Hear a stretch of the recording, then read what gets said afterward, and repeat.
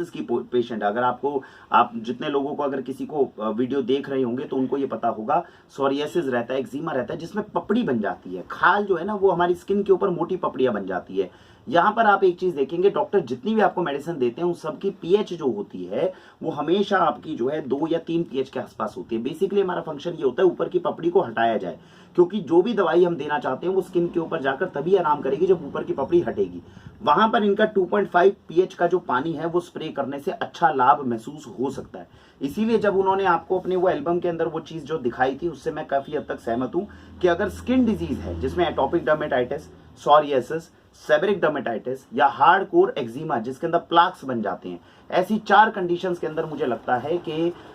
ये जो 2.5 पीएच का इनका पानी है जो स्प्रे करने से जो है काफी लाभ मिल सकता है। फिर मैं यही कहूंगा, अगर हम अफोर्ड कर सकते हैं, हमारा कोई मित्र है, जानकार है जिसके पास में ऐसी मशीन है, उससे आप 2.5, क्योंकि ये अलाउ नहीं करते हैं कैंगन वाटर वाली जो है कि इनका पानी जो है आप ऐसे ही किसी से खरीद सके, मार्केट में अवेलेबल नहीं होता। या तो आपके पास होना चाहिए, आपके किसी रिश्तेदार के पास में हो तो शायद आप घर में फैमिली के अंदर किसी से ले पाएंगे। 2.5 पीएच के पानी का स्प्रे जो है ऐसे स्किन कंडीशन पे करने से लाभ अच्छा खासा हो सकता है। ये दूसरी कंडीशन है जो मैं आइडेंटिफाई करने में कामयाब हुआ। तीसरा जो आपने ध्यान दिया होगा, मैंने जो टेस्ट तेल के थ्रू जो है करवाया था, इसके अंदर भी मुझे बहुत साइंटिफिक लॉजिक लगा, क्योंकि जो बॉडी के अंदर हमारे जब ट्राइग्लिसराइड्स बढ़ते हैं, बॉडी के अंदर ब्लड के अंदर जो है जब कोलेस्ट्रॉल बढ़ता है तो बेसिकली कंटेंट बढ़ रहा है, ऑयल का कंटेंट बढ़ रहा है, और उस ऑयल के कंटेंट को इनके पानी में दम है कि वो इमल्सिफाई करके यूरिन के रास्ते जो है निकाल सकता है। लेकिन इसके अंदर मैं यही कहूंगा कि हार्ट प्रॉब्लम, अगर हमें लगता है कि कोलेस्ट्रॉल की प्रॉब्लम हमारे शरीर के अंदर बढ़ रही है तो हमें 9.5 पीएच का पानी कुछ समय तक, क्योंकि मैंने यही बताया कि ये जो जीरे वाला है, ये जो पेनिट्रेशन वाली बात है, हमें ये भी समझना होगा कि हम उम्मीद कर रहे हैं कि हमारे शरीर के लिए रिजल्ट अच्छे दिखाएगा। 9.5 पीएच का पानी हमें आराम से 2 महीने, 3 महीने, 4 महीने लेना चाहिए। उसके बाद अपनी कोलेस्ट्रॉल की रिपोर्ट को एक बार चेक करवा के देखना चाहिए, क्या इसके अंदर हम कुछ अंतर दिखा पा रहे हैं क्या। क्योंकि मेरा ये मानना है कि अगर 5-6 महीने इस तरह का पानी जो है अगर हम रेगुलर लेवल पे 9.5 वाला लें और उसके बाद टेस्टिंग के बाद में कोलेस्ट्रॉल के लेवल्स हमारे पास कम आ जाए, हालांकि हम उनसे डाटा मंगवाने की कोशिश करेंगे लेकिन कंपनीज की तरफ से डाटा जो है कई बार बायस जाता है तो हम ट्रस्ट नहीं कर सकते। लेकिन अगर आपको लगता है कि आप अफोर्ड कर सकते हैं या ये पानी उपलब्ध हो सकता है, तो जिनको कोलेस्ट्रॉल की प्रॉब्लम है, जिनको ट्राइग्लिसराइड बहुत ज्यादा, एलडीएल या एचडीएल बढ़ा हुआ है बहुत ज्यादा, वहां पर ये मशीन लगा के 9.5 पीएच का पानी लगातार अगर वो 4-5 महीने, 6 महीने पी कर देखें, इससे कोलेस्ट्रॉल मेरे हिसाब से कम होना चाहिए। अगर मुझे अपॉर्चुनिटी मिलेगी तो मैं ऐसे लोगों को जो है जरूर पिलाकर इस चीज को चेक करना चाहूंगा। अगर आप कर सकें तो आप भी कोशिश इसके अंदर कर सकते हैं। मुझे लगता है ये कंडीशन है जिसको देखा जा सकता है।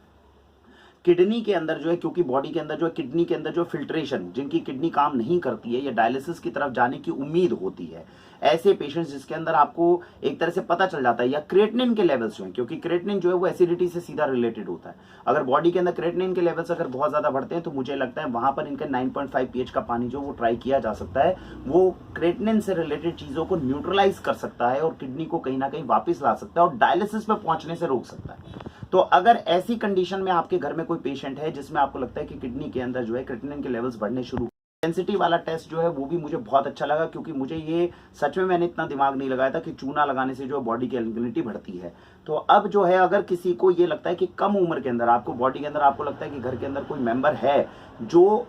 ऐसी स्टेज पे है, अगर तो हम देखिए अभी थोड़ा बहुत ही घुटने का दर्द शुरू हुआ है तो वो तो वाक्षी हमेशा आपको बताती है कि एक्सरसाइज करने से, आपकी जो नॉर्मल खान पान है उसके थ्रू, जॉइंट केयर जूस वगैरह जैसे हम बताते हैं, रामबाण ऑयल बता, उसके थ्रू आप उसको मैनेज कर सकते हैं। लेकिन ये बात है कि 9.5 पीएच का पानी जो है अगर एलिमेंट्री जैसी हमें कंडीशन लग रही है किस तरह की शुरू हो रही है, ऐसे केस में अगर 5-6 महीने देकर हम उसकी बोन की डेंसिटी को रोक सके, क्योंकि ये बात है कि इससे बोन का जो डिटेरियोरेशन हो रहा है उसको कम किया जा सकता है। और कंडीशन जो आइडेंटिफाई करिए जिसमें इसको यूज किया जा सकता है वो है आपके माउथ के गार्गल करने के अंदर, क्योंकि 2.5 पीएच का पानी जैसे हम फिटकरी का पानी है, क्योंकि बचपन में भी हम यही करते थे कि पानी, गर्म पानी लिया, उसमें थोड़ी फिटकरी डाली, मुंह में घुमाया और उसको बाहर फेंक दिया। तो ये बात एक अच्छी है कि 2.5 पीएच का इनका जो पानी है उसको मुंह में घुमाकर अगर फेंका जाए तो ये एंटीबैक्टीरियल एक्शन दिखा सकता है, लॉजिकली भी करेक्ट है और ये सारी चीजें। तो जो मैंने आपको अभी तक एक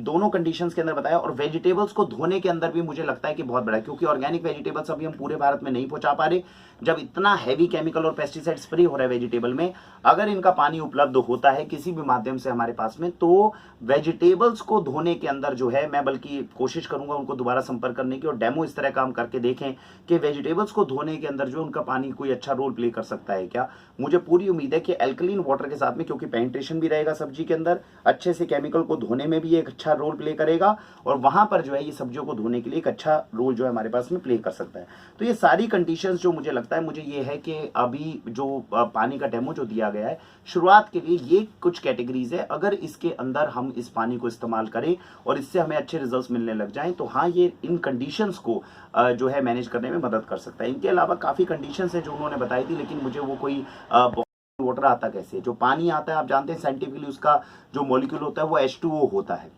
अब H2O में क्या होगा, अगर इस पानी को दो भागों में आयनाइज कर दिया जाएगा, तोड़ दिया जाएगा, तो हाइड्रोक्सिल आयन एक तरफ हो जाएगा, हाइड्रोजन आयन एक तरफ हो जाएगा। अगर मैं हाइड्रोजन आयन को उस पानी के अंदर बढ़ा दूंगा, सो अभी बख्शी साहब ने जो कुछ भी हमें बताया वो कैंगन वाटर जापानीज टेक्नोलॉजी के बारे में उन्होंने बहुत अच्छे रिव्यूज़ दिए हैं और मैं चाहूँगा कि आप इन रिव्यूज़ को बहुत अपने अंडरस्टैंडिंग लेवल पर लेकर जाएं और समझें इस चीज़ को, क्योंकि जल ही जीवन है और जीवन का अच्छा होना जल से बहुत ज़्यादा डायरेक्टली जुड़ा हुआ है। सो कैंगन वाटर अपने आप में एक दी बेस्ट वाटर बन के सामने आ रहा है, इसका सेवन कीजिए and change your water, change your life. This is, thank you so much.